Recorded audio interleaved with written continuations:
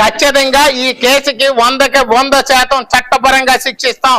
ఎంత పెద్దవాళ్ళు ఉన్నా సరే వాళ్ళకి మాత్రం బాధితులకు అన్యాయం జరగనివ్వని చెప్పి మరోసారి తెలియజేస్తున్నాను.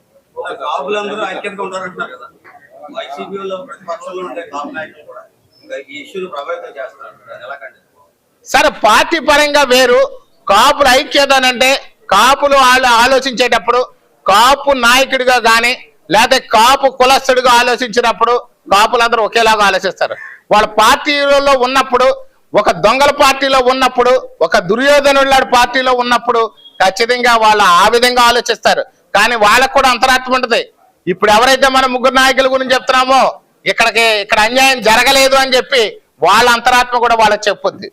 కానీ అసలు వీళ్ళు మాట్లాడేదానికి ఆ పార్టీ పరంగా వాళ్ళ పార్టీ నాయకుడిని సంతోష పెట్టడానికి మాట్లాడుతున్నారు తప్ప నిజానికైతే వాళ్ళ ఆత్మ పరిశీలనలు చేసుకున్నప్పుడు కూడా మేము తప్పుగా మాట్లాడుతున్నాము అని చెప్పి వీళ్ళందరికీ కూడా ఫస్ట్ నుంచి కూడా మమ్మల్ని మేము క్షమించుకోలేమని చెప్పి చాలా సార్లు పలుమార్లు కాపు నాయకులు, వైసీపీ నాయకులు ఖచ్చితంగా చాలా సార్లు మాట్లాడారు.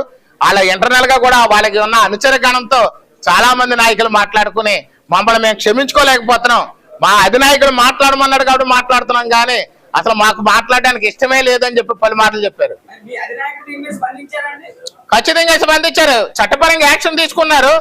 చట్టపరంగా యాక్షన్ తీసుకున్నాము. చట్టపరంగా దాన్ని ఖచ్చితంగా వాళ్ళు శిక్షిస్తాము. ప్రభుత్వంలో ఉన్నామండి, ఖచ్చితంగా తీసుకుంటాము. అంటే పవన్ కళ్యాణ్ కూడా కాపు నాయకుడు చేయాలనుకుంటున్నారు. పవన్ కళ్యాణ్ కాపు నాయకుడు కాదు, అన్ని కులాలని కలిపి ప్రజలు పాలించడానికి వచ్చిన మానవుడైన. అలాంటప్పుడు కాపు నాయకుడు చేయండి, కాపుడికి అన్యాయం జరిగింది మీరు వెళ్ళి అక్కడ పోరాటం చేయండి. పోరాటం అనేది ప్రభుత్వం తరపున చేస్తున్నాం. ప్రభుత్వంలో ఉన్నప్పుడు, ప్రతిపక్షంలో ఉన్నప్పుడు వేరు. ఇప్పుడు ఇక్కడ ప్రభుత్వంలో ఉన్నాం, ఖచ్చితంగా కుటుంబానికి న్యాయం చట్టపరిచారం చేస్తాము, ఆ కుటుంబాన్ని ఆదుకుంటాం.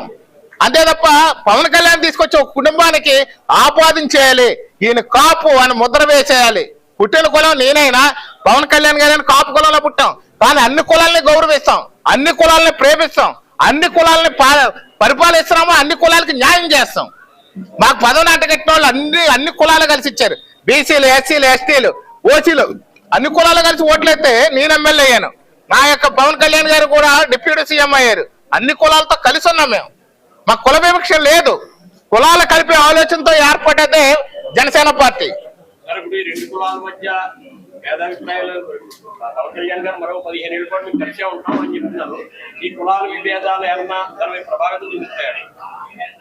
ఏమండి, తాటాకు చెప్పుళ్ళకి భయపడేవాడు ఎవడలేడు.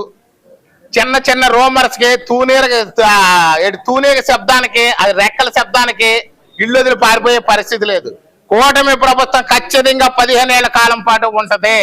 కూటమి ఖచ్చితంగా 3 సార్లు ఎలక్షన్ ఖచ్చితంగా వెళతాము. 3 సార్లు 15 ఏళ్ల పాటు మంచి సుపరిపాలన అందిస్తాము. ఎందుకంటే 2019, 2024 మధ్యలో ఆర్థిక విధ్వంసం ఏర్పడింది. ప్రజల్ని భయభ్రాంతులను చేశారు. ఇల్లీగల్ కాంట్రాక్ట్, ఇల్లీగల్ అన్ని కూడా ఇల్లీగల్ గానే జరిగినాయి. అసాంఘిక కార్యక్రమాలు అన్ని జరిగిపోయినాయి. అన్ని రకాలుగా విధ్వంసానికి గురైనటువంటి ఆంధ్రప్రదేశ్ ట్రాక్ ఎక్కించాలి అని అంటే, అన్ని అభివృద్ధి చేయాలంటే ఖచ్చితంగా 15 ఏళ్ళు పడుతుంది. ఆ 15 ఏళ్ళ కాలం కూటమి ప్రభుత్వం కలిసే ఉండదు.